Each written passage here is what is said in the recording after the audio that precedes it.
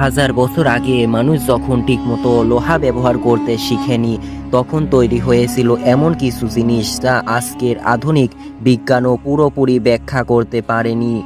মিশরের মরুভূমির মাঝে দাঁড়িয়ে আছে বিশাল পিরামিড, নীরব কিন্তু লুকিয়ে রেখেছে হাজার বছরের গোপন রহস্য। ধরো, তুমি দাঁড়িয়ে আছো বিশাল মরুভূমির মাঝে, চারিদিকে শুধু বালি আর বালি। হঠাৎ তোমার সামনে দেখা দিল এক বিশাল কাঠামো। এটা কোনো সাধারণ স্থাপনা, এটা সেই পিরামিড যা তৈরি হয়েছিল প্রায় ৪৫০০ বছর আগে। কিন্তু প্রশ্ন হলো কিভাবে? প্রতিটি পাথরের ওজন কয়েক টন। এখন তো বড় বড় হাইড্রোলিক মেশিন আছে, কিন্তু তখনকার জামানায় তো কোনো মেশিন ছিল না। তাহলে কিভাবে সেই পাথরগুলো দিয়ে অত বড় উঁচু করে একটি পিরামিড তৈরি করা হলো? অনেক গবেষক বলেন এটা মানুষের কাজ, কিন্তু কিছু মানুষ বিশ্বাস করে এটার পেছনে আছে এমন কোনো শক্তি যা পৃথিবীর না।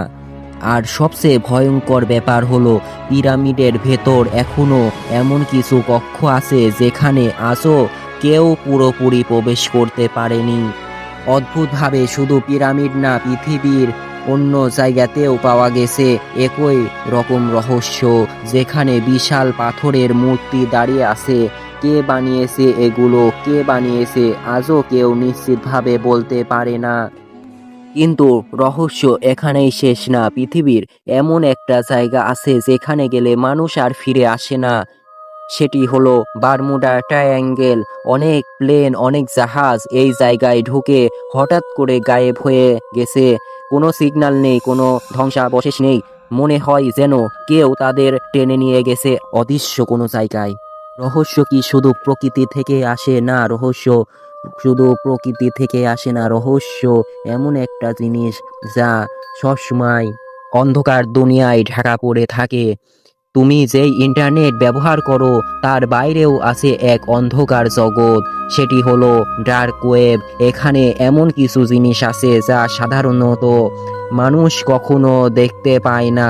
কিছু মানুষ দাবি করে এখানে এমন ভিডিও আর তথ্য আছে যা প্রমাণ করে পৃথিবী অনেক কিছু লুকানো হচ্ছে। তাহলে প্রশ্ন হলো, এই সব কিছুর মধ্যে কি কোনো সংযোগ আছে? পিরামিড, অদ্ভুত মূর্তি, হারিয়ে যাওয়া মানুষ। অনেকে বিশ্বাস করে আমরা এই পৃথিবীতে একা না।